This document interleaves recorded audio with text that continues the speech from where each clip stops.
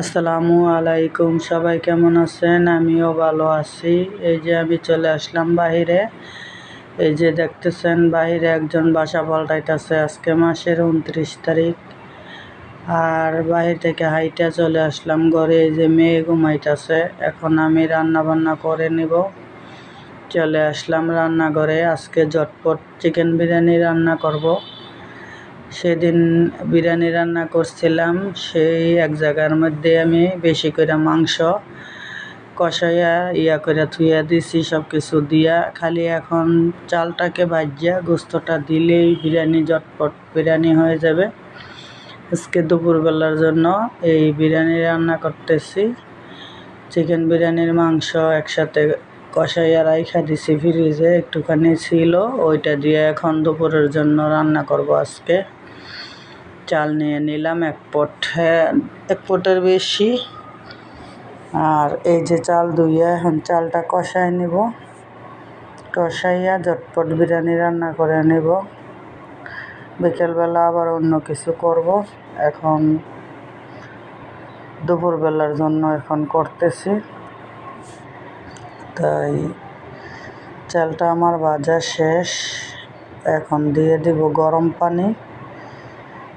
গরম পানি যতটুক চাল তার দ্বিগুণ পানি দিবেন। আমি যেভাবে রান্না করি আপনাদেরকে সেভাবে বলতেছি। তো 1 মগ চালে 2 মগ পানি দিবেন, আর 2 মগ চাল দিলে 4 মগ পানি দিবেন। আমি এখন রান্না করে নিতেছি। এই যে গরম পানি দিয়ে দিলাম। তা বিকালবেলার জন্য দেখি আগের তরকারি একটু মাছ তরকারি আছে, আর রাতে ফ্রিজে রাখছি মাছ তরকারি, আর হলো একটু আলু ভর্তা করে নিব রাতের জন্য। আর একটু তরকারি আছে, রাতে হয়ে যাব। রাতে আমি আবার ভাত খাই না, ডায়াবেটিস বাইরে যায় ভাত খাইলে। তো 2 জন মানুষ 3 জন মানুষ যে খাবে, না খাইলে নাই। তো রাতে কি অল্প কিছু করলেই হবে। এখন বিরিয়ানি খাইব দুপুরবেলা সবাই। খাওয়ার কোনো ঠিক নাই, একজনে খায় আর একজন খায় না। তা আমি বিরিয়ানি বসাইয়া দিলাম, দিয়া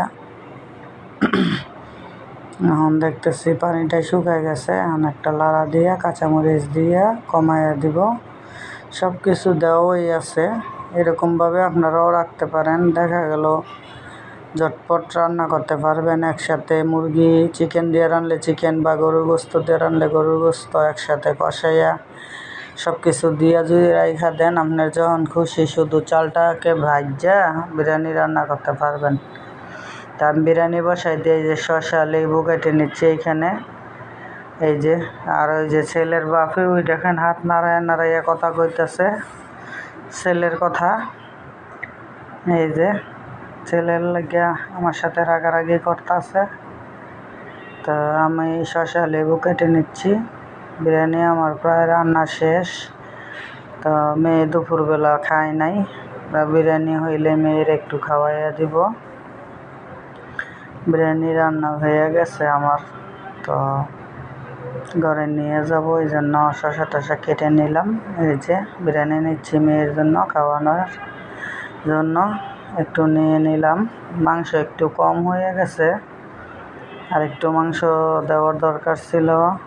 তো চলবো কোনো রকম আর কি। তো এখন নিয়ে যাচ্ছি, এই যে মেয়ের জন্য নিয়ে নিলাম। মেয়ে কয় এত বিরিয়ানি দেখেই ভয় পাইছে, এত বিরিয়ানি বলে খাইতে পারবো না। এখন বলছি তুই একটু খা, আর বাকিটা আমি খামুনি। এখন দিছি তরে। এখন মেয়ের কাছে দিলাম, নিয়া বিরিয়ানি নিয়ে দিতেছি।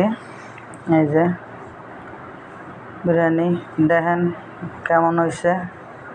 তো এই যে বিকালবেলা আলুর ভর্তা করতেছি, তরকারি আছে, মাছের তরকারি একটুখানি হয়ে যাইব।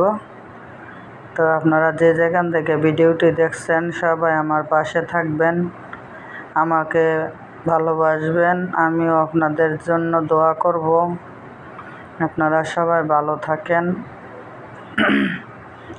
আমিও ভালো থাকি। আর আমি তো নতুন, ভালোভাবে কথাও বলতে পারি না, আপনারা মাফ করে দিয়েন আমারে। এখন আপনাদের বোন হিসাবে মাফ করে দিয়েন। আস্তে আস্তে সব কিছু শিখে যাব। আমার আলু ভর্তা বানানো শেষ। এখন হাতটি ধুইয়া ঘরটা গুছাইয়া ঝাড়ু টাড়ু দিয়ে নিব। তো ঝাড়ু দিয়ে টিয়ে সাইরে তারপরে আমি আবার ভাত খাবো। আজকে আলুর ভর্তা করছি, আমি খাবো আজকে ভাত। আমার আবার ভর্তা হইলে খুবই ভালো লাগে। ভর্তা বানাইছি, শুকনো মরিচ ছিল না, কাঁচামরিচ কাইটা পেঁয়াজ বেরেস্তা করে একসাথে ভর্তা বানাইছি। তা আমার আবার ভর্তা খুবই ভালো লাগে। তাই আলুর ভর্তা দেখে এখন খাবো ভাত, ঘর দুয়ার ঝাড়ু দিয়া। তা এখন ঘরটা ঝাড়ু দিয়ে নেই। এখন সব সময় তো আর মনে করেন কি তরকারি থাকলে আর রান্না করা হয় না, আর সারাদিন কি করি না করি আপনাদের সাথেও এত বেশি শেয়ার করা হয় না। যতটুকু পারি শেয়ার করি আপনাদের সাথে। মেয়েও ক্যামেরার সামনে আসে না, ছেলে আসে না, ছেলের বাপ আসে না। তো আমি একা একা আপনাদের ভালোবাসা দেওয়ার চেষ্টা করি। আপনারাও আমারে ভালোবাসবেন, আমিও আপনাদেরকে ভালোবাসবো, এই দোয়াই কামনা করি। আপনারাও সবাই আমার জন্য দোয়া করবেন। এই যে এখন আমি ভাত খাবো, ভাত খেয়ে নিয়ে নিলাম আলুর ভর্তা দিয়ে। আর এই যে তরকারি ছিল আগের বলছিলাম শুটকির তরকারি। সবাই ভালো থাকবেন, আল্লাহ হাফেজ।